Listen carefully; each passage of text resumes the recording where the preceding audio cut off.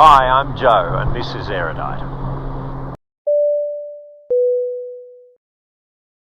This is the crew for the first half of the delivery flight. We've got William Goldberg, who's a multi-tens of thousand hour turbine pilot, who's giving Matt and I the clues on how to fly this beautiful machine.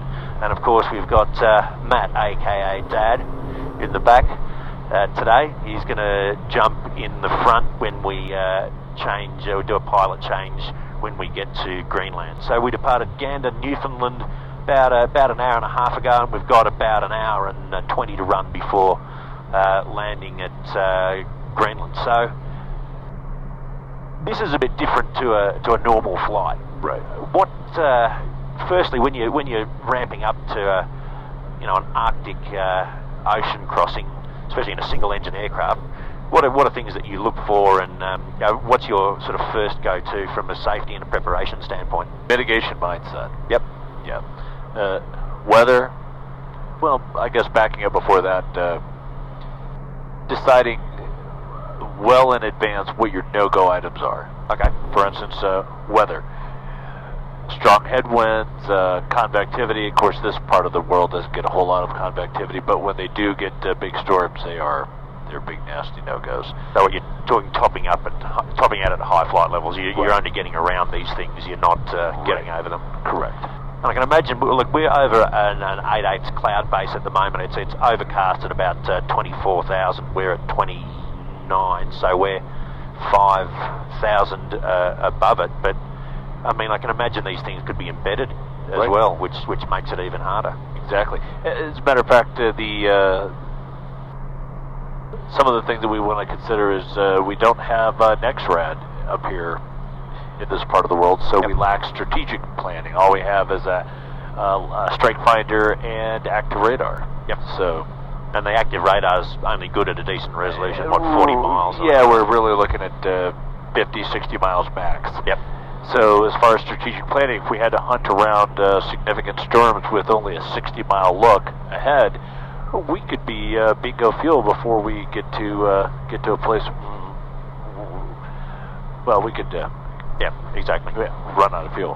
When we departed today, of course, alternate and point of no return planning was quite important. But we're actually needing to carry an alternate because we've got an IFR weather condition on our arrival for Narsarsuaq, so we're carrying Nuuk as a primary alternate. Right, and Nuuk is quite a ways out. We'll be near bingo fuel if we have to go to the primary, hold, and then divert to the secondary. Exactly. The alternate. Yep. So considering some of the other items that we have aboard, we have, well, first of all, we have 2 satellite phones, Inmarsat and Iridium. And we're unable to have radar contact out here with air traffic coordinators. So we're basically doing procedural air traffic control like you would in the middle of Australia, but out of VHF range and not HF equipped. I mean, so we're calling up the Gander Oceanic number when we're sequencing our waypoints and giving sat phone position reports and ops normal reports. Right. Then we also have some personal flotation device and life rafts. We do, yeah. As well as dry bags with survival equipment in them and rations, food, water, repairs for the life raft. Yep. 3 EPIRBs. Personal EPIRBs. Yep. And the interesting thing with the 3 EPIRBs is we've got them registered with two different agencies. So the American NOAA have one registered to them, and of course the NOAA also has the EPIRB from the ELT from this aircraft registered to it because it's a November registered aircraft. And then we've got 2 other AMSA or Australian personal beacons that are registered to the Australian Maritime Safety Association. Yeah. So I think we're pretty covered. The only other thing that a lot of folks you tend to see carry on a run like this is a survival suit. Now, how does that factor with you into planning? Are you comfortable doing this without, or? I am, because of the reliability, the empirical evidence. When we look at the PT6 failure in cruise, it's almost non-existent. Yep. And we've also been flying this airplane. Well, first of all, it was maintained by AVEX just out of a C check and an annual. Yep. They do an excellent job. It's been flight tested there. We flew it from, well, across North America to get to Labrador. No problems. I mean, you fly a lot of these machines, and I can imagine you've been in some buckets. Right, and we've also been keeping trend data on the engine on the way over. It's not hiccuping. It's not hot. It's not. It's not slow starting. It's a real solid performer. So that level of comfort, combined with billions of hours of flown by the PT6, once we get mid-Atlantic, the probability of it failing at that point, almost nil. We've had a pre-flight discussion on how to operate the rafts, how to when and where to deploy the Mae Wests. The safety equipment also, getting out the overwing exit, so that way when we're bobbing out there in the ocean, we've ditched. If we have it turned upside down by contacting the crest of a wave, hopefully we'll be right side up. We can exit out of the overwing. If not, we'll exit out of the main door. If we're upside down. How we deploy the raft, and then inside of the dry bag we have a marine radio, so we can contact whatever freighter, even on the way down. You know, we can fire off the ELT from inside of here.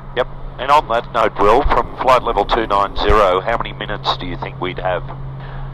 From 290, we would have about, about 12 minutes before we'd be splashing down. That's a long time for us to prepare. So 12 minutes, and the other thing is, if we've got a glide of 701, which is pretty conservative, we're about 10 k's in the air, so we're going to go 70 kilometres before or in any direction. We're sitting on Mach 0.5, so half of the speed of sound at 302 knots, and we're barely working this thing. We've got it 21% derated from its maximum power. So for those watching that aren't probably too familiar with a TBM, how would you describe the aircraft? It's a single-engine turboprop airplane, 6 seats inside. We'll true out in the 850 here at 300 knots reliably all the time.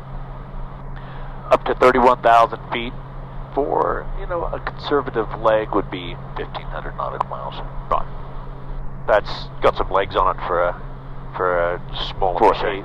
For a small airplane. And it's a real owner-pilot machine, that's the idea. It is, and I like to also jokingly say it's the smallest real airplane you can get. Real being is that, number one, it has redundant systems. As a matter of fact, we have 3 attitude indicators in here, and one's AC, one's DC, and one's pneumatic. I used to fly piston airplanes. Well, I've flown them over some chunks of water.